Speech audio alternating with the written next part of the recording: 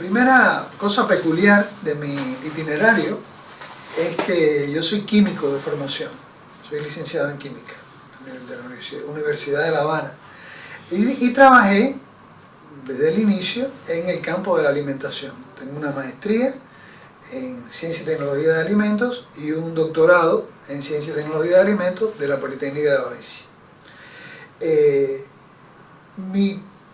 Yo entro al mundo de la comunicación por OSIC Cuba, que siempre se llamó Centro Católico de Orientación Cinematográfica y que era miembro pleno de OSIC desde los años 40, fue uno de los primeros miembros de OSIC en América Latina. En Cuba tiene, hay que decir, para entender esa participación internacional de Cuba, es que cuando Cuba entró en la circulación internacional, este grupo de Centro Católico de Orientación Cinematográfica, fundado en los años 30, entra en la circulación internacional con OSIC.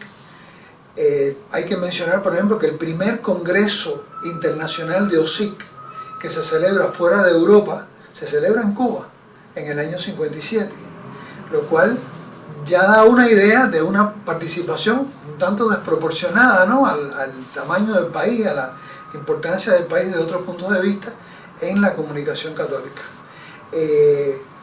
Por tanto, nosotros siempre estuvimos muy familiarizados con el mundo de OSIC, con los congresos, siempre había alguien de Cuba participando en los congresos internacionales, y se hacía un trabajo muy serio, reconocido también por el mundo profesional cubano, en la educación cinematográfica, la promoción del cine. El Centro Católico de Orientación Cinematográfica en los años 50 tuvo la cadena de cineclubes más importante que ha habido en Cuba, con más de creo que llegaron a ser 52 cineclubes en toda la geografía del país, tanto que esas relaciones con ese mundo profesional se mantienen hoy en día y se cimentaron justamente con ese trabajo desarrollado por mi antecesor. Yo entro en ese grupo a mediados de los 60 como reseñando películas. Uno de los trabajos que hacíamos era ver todos los estrenos que había en Cuba en esa época, que ya en la época en que yo entré eran pocos relativamente. Cuba pasó de finales de los 50, principios de los 60, a tener unos 360 estrenos cinematográficos, a tener unos 150, 160 ya entrados los años 60. Se visionaban todas las películas en las salas de cine comercial, se visionaban todas las películas que se estrenaban y se preparaba una breve reseña de cada una al estilo tradicional de OSIC, una breve sinopsis, una breve apreciación estética y una breve apreciación ética, con alguna recomendación, no al estilo tradicional de prohibida, mayores, tal, pero sí con indicaciones claras de para qué sector sería más conveniente la película, vamos a decir así. Entonces, así, elaborando ese tipo de reseñas, es que yo me vinculo con el grupo de OSIC.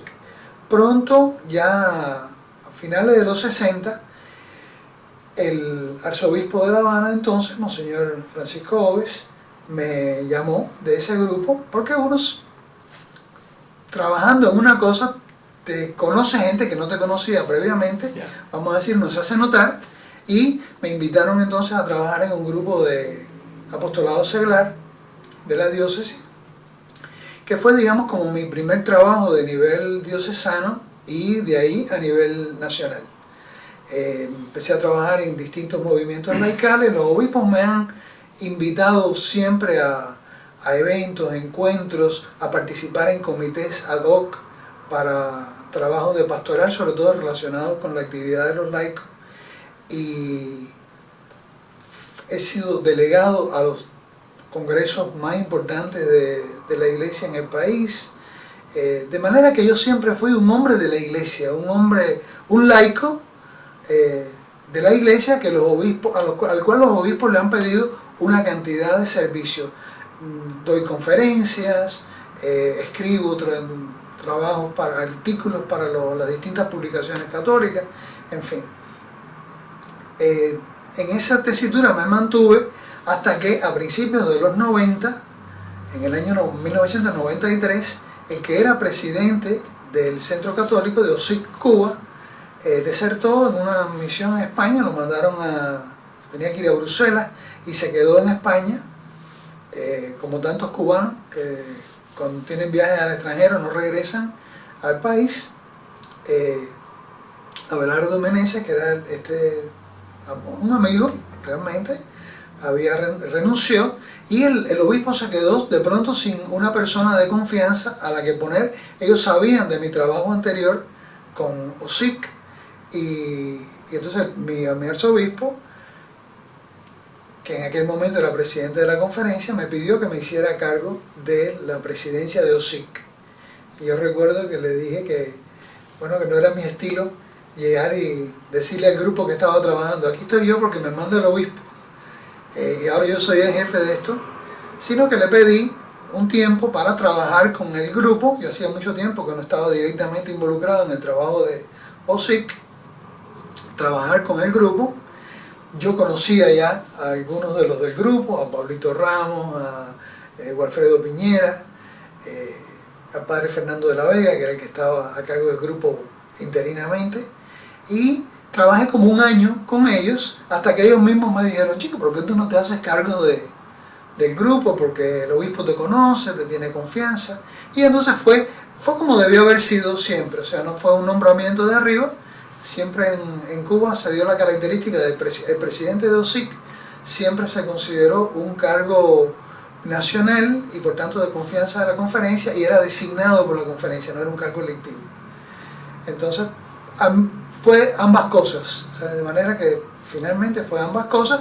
Me hice cargo del grupo de OSIC y empezamos a trabajar. Desde que me hice cargo ya propiamente, empezamos a publicar un boletín, regularizamos el trabajo de las fichas cinematográficas de las películas que se estrenaban, se ofrecieron cursillos de apreciación cinematográfica, o sea que el grupo se reanimó con actividades que no tenía previamente, y se notó como una dinamización del grupo, todo lo cual confirmó a los obispos de que yo era el que tenía que estar ahí, etc.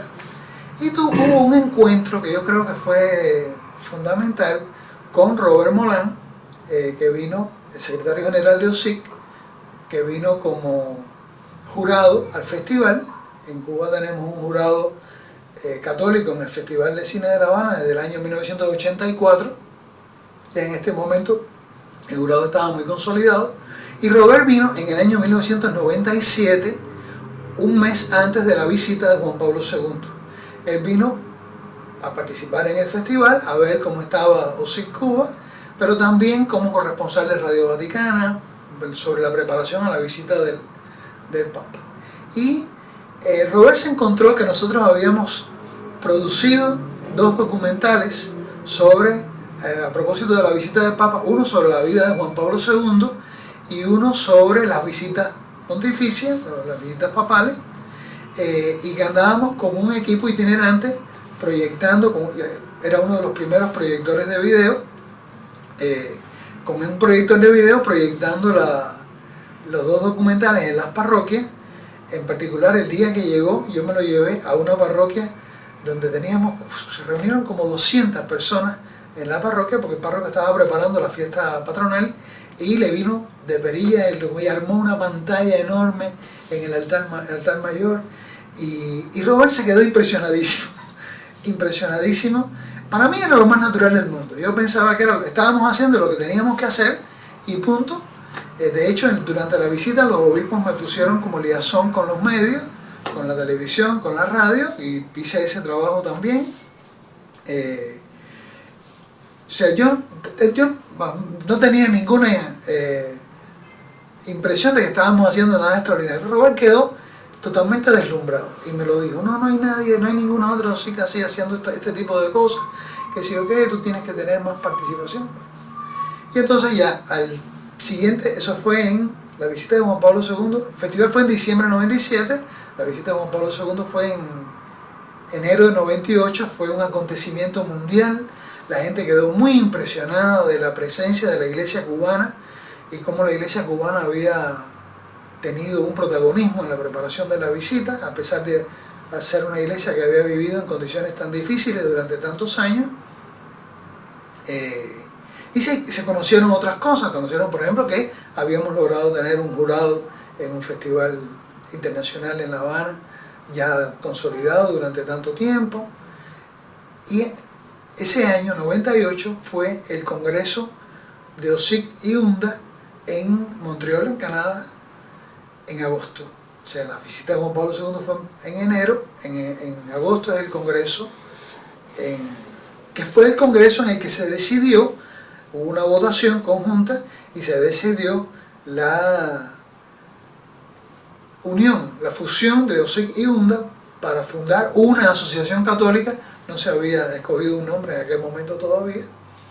Y bueno, ya me empezaron a conocer, porque yo, donde estoy, digo lo que pienso. Eso es una característica que tengo, es que donde estoy digo lo que pienso. Y me empezaron a conocer ya en ese ambiente internacional, cuando fue el congreso de creación de Signis en Roma en 2001. Me invitaron también a congreso fundacional, primer congreso de Osik, último congreso de Osik Unda, primer congreso propiamente de Signis, ya fundada Signis. Se eligió el nuevo presidente, tal. Me habían invitado antes de eso al congreso fundacional de OCLAC, que fue en Curitiba, en América Latina. Y yo estoy seguro que Robert Molan tuvo que ver en eso, porque yo no conocía a tanta gente en América Latina. Igual en aquel congreso tuve participación, me conoció la gente, fue donde conocí a los amigos de Osik Argentina, Guillermo Russo, Ricardo, que era secretario, Guillermo era el presidente y Ricardo era el secretario en aquella época. Y desde entonces tuvimos muy buena química, una muy buena relación. Y eso fue lo que me lanzó al nivel internacional. O sea, ya yo era una persona conocida en el nivel internacional. No soy un especialista de la comunicación con formación académica, pero tengo mucha experiencia en el trabajo de comunicación y así se hizo notar, ¿no? El caso es que en 2005, cuando se acercaba ya desde finales de 2004, cuando se acercaba el congreso de 2005 en Lyon, ya me invitaron. Primero me habían invitado a un congreso, uno de los primeros seminarios de televisoras católicas, que fue en Praga, porque Ricardo sabía que nosotros estábamos produciendo. Nosotros siempre nos hemos mantenido en contacto con Bruselas, con la Secretaría General de Osik. Siempre nos manteníamos en contacto, les mandábamos cosas y tal. Y nosotros estábamos produciendo en esa época una especie de reportaje en video, en DVD, lo distribuíamos primero en VHS, después en DVD, un reportaje diocesano de La Habana. Y entonces a ellos les gustó mucho y querían que yo fuera a un congreso de televisoras católicas y que lo presentara, que a alguna gente le iba a ser útil. A mí me pareció muy pretencioso, porque yo realmente tenía la impresión de que era una cosa muy sencilla. Estaba bien hecho, yo veo en retrospectiva, me doy cuenta de que estaba bien hecho, profesionalmente hecho, había profesionales participando en la elaboración. Entonces, de nuevo, todo eso contribuyó a crear una imagen sobre mí de alguien que hace cosas, que logra cosas, ¿no? E incluso en condiciones muy difíciles, claro, como son las condiciones cubanas. Entonces, ya acercándose el Congreso de 2005, empezó esta propuesta de que yo fuera vicepresidente, lo cual a mí en el momento me parecía totalmente descabellado, totalmente descabellado. Pero luego pensé, como siempre he pensado con todas las cosas de mi vida, que si los demás piensan que hay algo en lo que yo puedo aportar algo, yo con gusto lo hago. Yo sabía que me iba a complicar mucho la vida, ¿no? Por el trabajo, ¿no? En esa época yo trabajaba en un instituto de investigaciones de alimentos, o sea que tenía mi trabajo civil, vamos a decir, aparte de todas las cosas que hacía en la iglesia diocesana y nacional. Estaba allá en la comisión de medios, se llamaba en aquella época, la comisión de medios de la conferencia.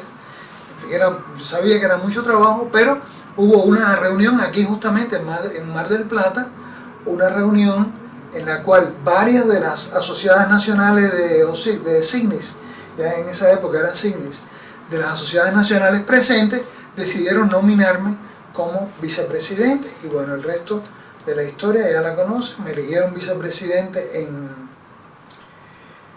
Lyon en 2005, noviembre de 2005, después en octubre de 2009 me reeligieron vicepresidente en Chiang Mai, en Tailandia, en el Congreso de Tailandia.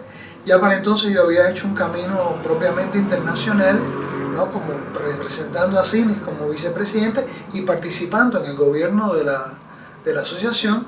Yo pienso que hubo un cambio importante en la asociación en esa época, en el cual el ejecutivo del cual yo era miembro, o sea, presidente y los dos vicepresidentes constituyen el ejecutivo de CIGNIS, fue protagónico, y que fue tomar posesión de la asociación. Hasta que nosotros fuimos elegidos, la asociación la gobernaba el secretariado. Y los cargos de presidente y vicepresidente en gran medida eran simbólicos, eran